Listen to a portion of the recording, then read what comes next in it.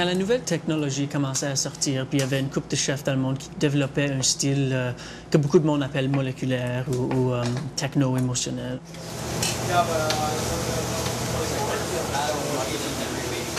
J'ai commencé à travailler avec un peu d'azote liquide. J'aimais vraiment qu'est-ce qu'on pouvait faire avec toute cette nouvelle technologie. Donc, de plus en plus, je voulais travailler avec rien que les nouvelles machines.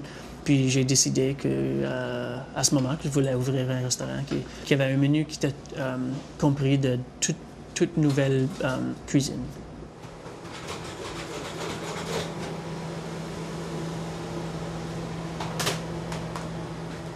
En fait, nous autres, on l'appelle la cuisine nouvelle canadienne, très simplement. Je comprends pas vraiment qu'est-ce que moléculaire c'est supposé de représenter ou qu'est-ce que ça veut dire vraiment. On travaille beaucoup avec l'azote liquide, puis quand le monde voit ça, il dit automatiquement que c'est un restaurant moléculaire, ça, parce qu'ils ont de l'azote liquide.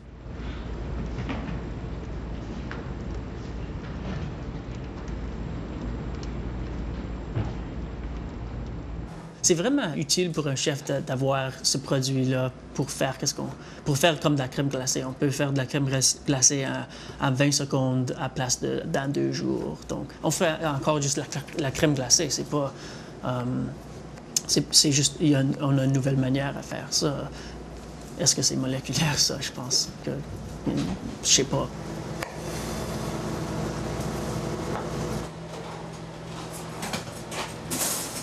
Il y a beaucoup de monde qui pense pour une raison ou l'autre que la cuisine moléculaire puis la cuisine à terroir, on ne peut pas faire les deux ensemble. C'est un peu injuste, je pense. Puis, juste parce qu'on utilise la technologie qu'on utilise, puis on aime transformer les textures du manger, on aime faire des assiettes très visuelles.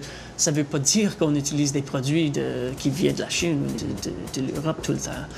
On a un jardin en arrière, on utilise beaucoup de produits sauvages de la région. Mais quand j'ai ouvert le restaurant, il y avait beaucoup de monde qui disait ça va juste être... il y avait beaucoup de différentes choses qui disaient mais ça va pas marcher, ça va être juste une phase. Ouais, puis la cuisine moléculaire, même avant qu'on a ouvert, on n'a jamais une fois utilisé ce mot-là, mais ils disaient déjà que ça va être un restaurant moléculaire, puis le manger va pas être bon, ça va juste être comme flashy, puis donc on a eu beaucoup de ça, puis ça a pris un peu de temps, le monde rentrait puis il disait waouh, c'est un peu flashy, oui, mais c'est vraiment bon aussi. Le principe derrière tout ça, est-ce que c'est de truquer le cerveau? Les chefs ont toujours fait ça avant. C'est pas juste une chose nouveau. C'est pas nouveau, ça. Il y a beaucoup de nouvelles textures qu'on peut faire. On peut faire du manger qui a de l'air comme quelque chose qu'on n'a pas vu déjà. Comme on fait des nouilles avec de l'azote liquide, on fait un gel de fruits, par exemple, avec du agar. On le met dans un squeeze bottle, puis quand on met ça dans l'azote, ça gèle si vite que ça va tenir, ça a l'air comme du spaghetti qui tient debout.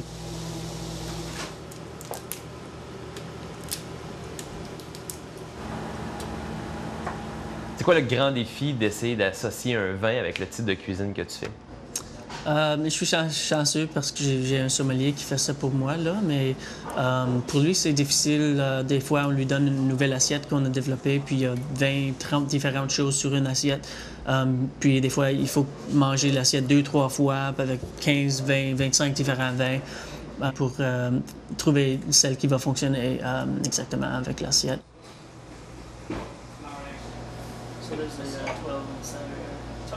La fine cuisine ou la haute cuisine a souvent une image très sérieuse, là, presque snob. Toi, comment tu te vois là-dedans? Est-ce que tu prends ça très au sérieux? On voulait que le monde ait le fun. Quand ils viennent manger, on a fait une assiette qu'on appelait Yellow Snow. On a congelé du jus de litchi, puis on a fait comme la neige. Ça avait de l'air juste comme la neige. Puis le serveur venait avec une grande syringe, du sirop d'ananas, puis on mettait ça sur la neige. C'était comme de la neige jaune. Donc, puis le monde riait, puis c'était donc c'est un peu... on prend sérieux vraiment la qualité de nos produits, exact, puis le service, mais on aime vraiment faire le monde rire aussi. Comment est-ce que tu réinventerais la poutine à la manière moléculaire? Oh boy. Tu me mets sur le spot, là. Ça ne vient pas tout de suite comme ça. Mais ça pourrait se faire. Ça pourrait se faire, oui, oui.